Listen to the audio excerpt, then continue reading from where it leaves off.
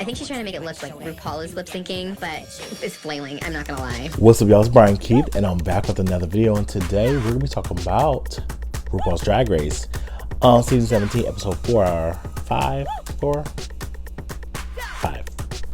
Yeah. So, y'all, when I tell y'all this was a good episode, and basically the girls, you know, the girls be on your nerve, baby. So, but let's get into it. Y'all like, comment, subscribe, and enjoy. Yeah, let me check my shit real quick. Hotter than the fire coming out my flame. And if you wanna play with me, you can't play in me. On the playground, bitch, you can't play with me. Got it, won it, securing the bag. Last week we know that Lucky Stars unfortunately went home. You know, prayers up to Lucky Stars. All the girls are super emotional because, you know, I understand their emotion because Lucky Stars really has so much to give. I know the girls love me. However, I'm kind of getting the vibe that maybe they liked Lucky Stars a little bit more. And was a talent. Unfortunately, Lucky Stars wanted to go, you know, do something different. And she wanted to do something different, but not in a good way. I just wish it, you know, heard nothing but the best. And, you know, love and light, I guess. But Sam Star won last week, and Sam just saying, you know, for all you bitches that want to rate me low, 7th and 6th, yeah, yeah, now what? That the judges said to me I'm gonna dream about for the rest of my life. And this is a special message to the girls who rated me 7th and 6th. So the girls are going to be basically doing like a musical googly, right? So they're going to be remixing iconic moments from seasons past and making that, you know, into a music video-ish. And the girls are split into two different groups, right? RuPaul comes in, let the girls know. She's like, yeah, you know, y'all are going to be doing some iconic scenes from the show's past. There's some of these moments that I really don't know too much of. I know of because, like I said, I started watching back into season 9, little bit of 10. 10 is where I was like, oh, this is iconic. Then 11 on. Ariete is kind of still perturbed about Sam Star winning. She's just like, oh, how she win with a motherfucking, you know, shake and go, little pixie cut, like it's not fab, it's not giving fab. And my whole thing is, I think both girls were stunning. Y'all already know who I thought won last week. However, I feel like, girl, don't be a hater. Like, give the girl her 10s. Like, Sam looks stunning and the girl emotes. So I just feel like at some point, y'all are, yes, she didn't win, but don't give hater. That's never cute. Giving a hater is never cute, ever, right? And you know, the girls are basically in their groups, group A, group B, and they're basically trying to figure out what they want to do. They're brainstorming, right? I feel like Crystal, Envy really shined in the leadership aspect of everything, and I'm just like, you know, I'm not mad at it. The girls separate off, and they're basically like, okay, this is what we're gonna do during our, you know, thing. I think Lingerie and Lydia Bibaho, Collins, they're over here doing like this country number. Loud that no one can get in. And it was cute. I always say this before, like cute next to gorgeous. Gorgeous is going to devour cute. I think Lana and Lydia was very safe. It was cute. I think Crystal stole the show as the fucking what is it? I want to say hay bale, but it's not a hay bale. It's the motherfucking straw ball. Girl, I don't fucking know. But yeah, I think that they were cute, but I think Crystal Envy stole the show just by being in the background, which tells, like, you know, it was cute, but I mean, that's really my critique on it. It was cute. And then after that, we're going to get to Miss Joella. Joella has Mariah Paris Balenciaga. I'm not really familiar with her. You know, I think she was, what, season 3? But, you know, Joella, I thought she did a decent job. High energy. She gave very much her personality, and I think she was cool. You know, try to give gospel, try to give church, try to give Jesus. Okay, but you know, I think the runway sealed her fate. But we want to get there. Eddie and Jules Sparkles, and I definitely feel like Jules ate baby girl up. Where them shoulders should match them hips, but they don't. So rolls all over the place in the back. It was just her emoting, her hit her in the face like ooh, ooh, back rolls. It very much she wanted for me. My eyes were on her the whole time, and I just felt like, you know, baby girl, you know, she was cute, but it just wasn't there for me. Her Mona Lisa, in the moment, they made me think that she was gonna be a dud. Watching her package, I nominate myself, 'cause I don't. less of a dud, but still a dud. Like, no shade. I think like she did better than what I thought she was gonna do from what we saw in the workroom, them recording it. But even on screen, I was just like, Oh, okay. she's emoting, but it wasn't gonna win. It was very much just like middle of the road. Crystal Envy, Unprofessional from Latrice Royale. Yeah. This was definitely, I think she came high energy. She knew what she wanted to look like. She knew how she wanted to execute it. She knew exactly where she wanted everybody to be. And even when people were in the scene with her dancing, she still commanded the attention, and you knew it was her.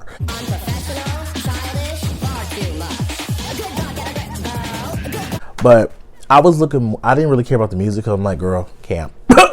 I was looking more towards who's commanding the performance and commanding the room even when other bitches are around, right? Yeah. It was Group B. And Susie 2, I felt like Susie 2, y'all know one thing about Susie 2 is I hate that little lip. That's just me personally. It's not the style I like. But I think Susie 2 ate this the fuck up. You're beautiful, you look like Linda Evangelista. Perfect. You're beautiful, every single time the judges see you. She ate this down. I said, oh, Miss Man was not playing. She came in rock and roll. At least I think she went 110% into this performance. She ate this shit down. There's nobody. If you say that, oh, she was alright, you were just a hating ass bitch. I'm sorry, and she's not even my favorite on the show, but she ate this down. Period. Damn Star and Acacia forgot, and it was Star Quality. If you got star quality, shut the fuck up. This little tango-ish thing, and they're just like, you know. that is not BS, it's true. Little girl, I just got called arrogant. Little girl. It was cute. It wasn't bad. I thought it was better than how they explained it in the workroom. So I was not mad at this at all. I'm like, okay. Dance. On your nerve. Hey, growing up and looking this way, I was gay. I think the best On Your Nerve knew exactly how she wanted to look. She knew exactly how she wanted the camera. She knew she didn't want no other bitch in the frame. When you're by yourself, the only person that can focus on is you. And I feel like that was very strategic of her, and I think her performance was stunning. Loved everything about it. Next was Lexi Love, and Lexi was cute. I thought I think there was anything wrong with her music video. I just think it wasn't up to par. I just think, it was middle of the road. It was just like, okay, it wasn't bad, but it wasn't the best. Corey King. Corey. I think this was supposed to be funny, right?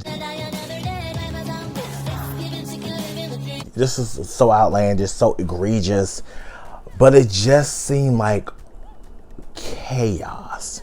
And at some point, I felt like it was chaos because Corey might not have known what she wanted to do. I thought she looked stunning. I got the concept of ripping the old, costume off, but I was like, girl, the costume was a dud beforehand. Why are we bringing it back? No shade. But shade. The girl was doing a lot, and she earned her spot. But also, we're gonna get to the runway. Runway, it was quilted for your pleasure. First, there was a heartfelt story that the girls were talking about how they got into drag in the workroom, and Lexi shared a story about her basically being a runaway at 18, and her mom found out she had a boyfriend, and she was, she said the slur. Weeks away from my 18th birthday, and my mom found out about my boyfriend. She told me that I had to find a home, and she threw a phone book at me. All these things, and just heartbreaking, like some of you guys know about my relationship with me and my father, and you know, we had a good relationship until like up until like what 2-3 years ago, and I felt like a boundary was crossed, and I'm to the point where it's like I'm very much grown, and I don't cross anyone's boundaries and try not to cross my parents' boundaries. And I felt like my dad definitely crossed a boundary that I did not like, and we haven't spoke since. I mean what I say and I say what I do, and I felt like I felt disrespected in a way where it was unwarranted, and we're not going backwards. So at some point I have to make sure that I'm not triggering myself and I'm not re-traumatizing myself with certain situations that has happened that I forgave and let go. So that's just that on that. Source of income. It was not a hobby. It was not something to do for fun. It was something to do to keep me fed. But, you know, I definitely loved her story. And even with Anya and Jewel Sparkles sharing their story as well, you know, some people have to do certain things out of necessities. So you can't really judge people for the choices that they have made. But it is one of those situations where you're trying to put yourself in their shoes to, you know, provide a life for themselves. So I understand that. But on the runway, the category is quilted for your pleasure.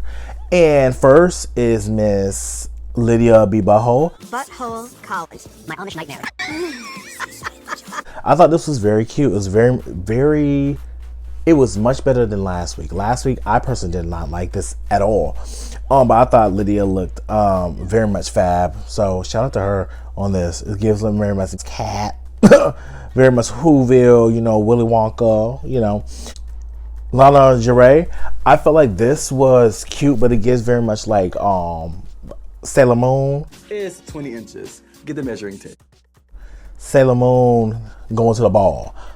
And I don't mean like the ball, like Belle the ball. I mean like the ball. Vogue. Joella came out next. I said, Joella, girl, Pack your shit, bitch.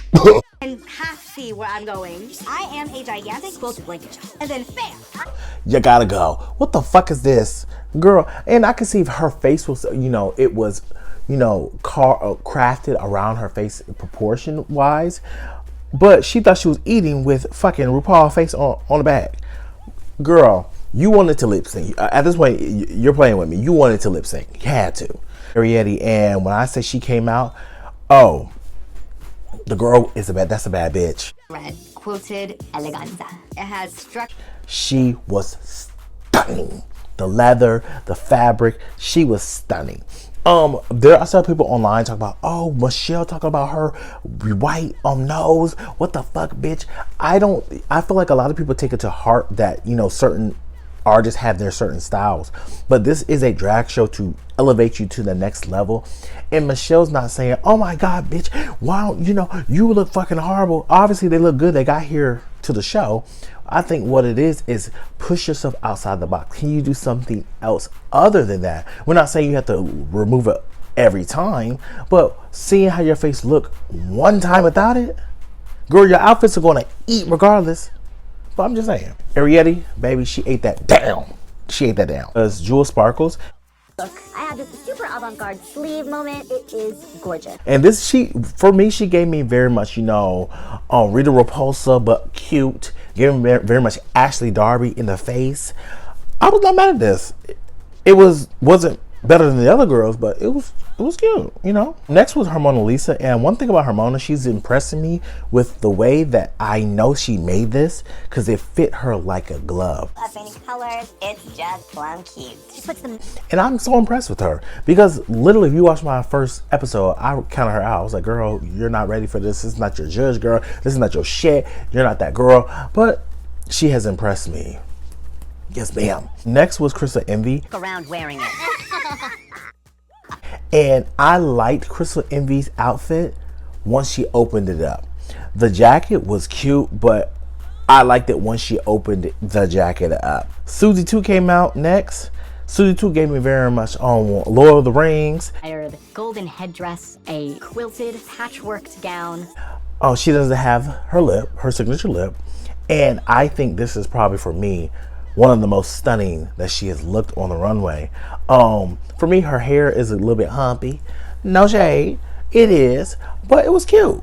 The next girl that came out gagged the fuck out of me. I've seen this look before with how the hair in the pillow, but I think this is probably the best executed. Fabulous headpiece that's my pillow as I sleep the runway away. Come out on the runway was Acacia Forgot. I like the fact that this was like, you know, her family heirlooms, and she's like, oh, my grandma made this, my mama made this, my great-great-grandma made this, which was cute. I just was like, okay, this is cute, but it was nothing to run home about. I was like, okay, this is cute. Okay. #1 Amish saleswoman from Mary Kay. Okay.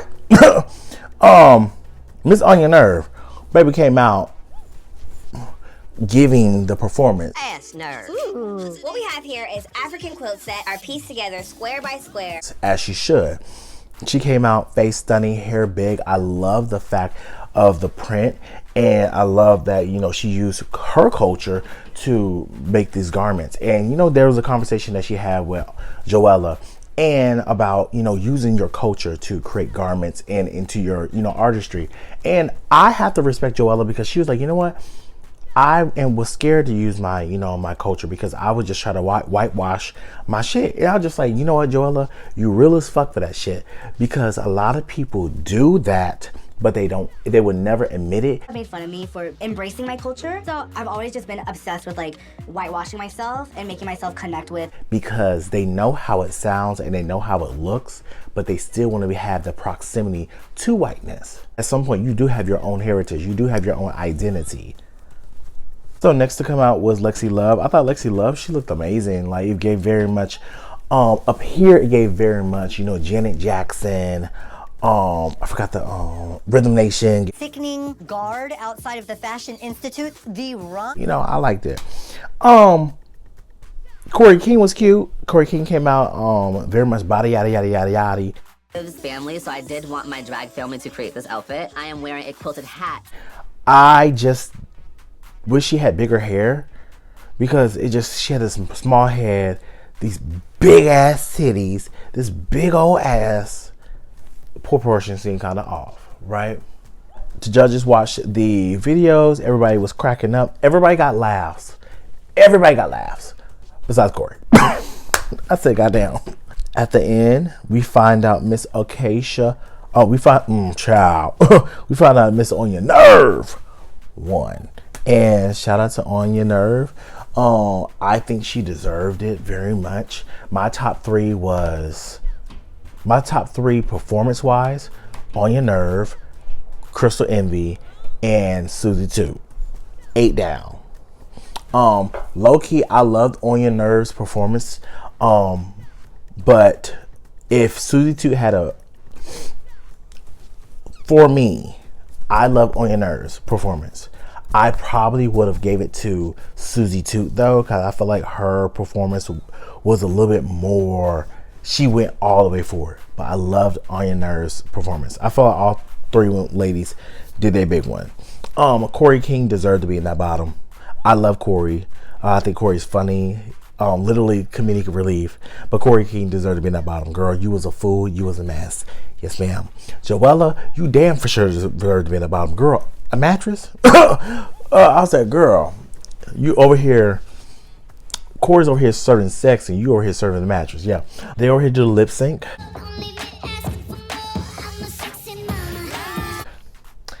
And when I say Corey ate Joella up, first of all, Joella kept the mattress on for at least 30 seconds. And when she took it off, you hear what the judges said, thank God. Finally. Because I'm like, girl, you're trying to make it seem like RuPaul's lip syncing? Girl, what? And talk about loosen up my buttons. Girl, you didn't know the rap.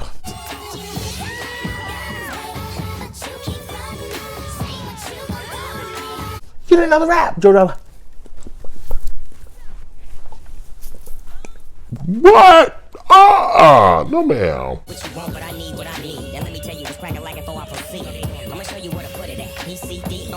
Yeah, Joella, unfortunately, you know, It's your time.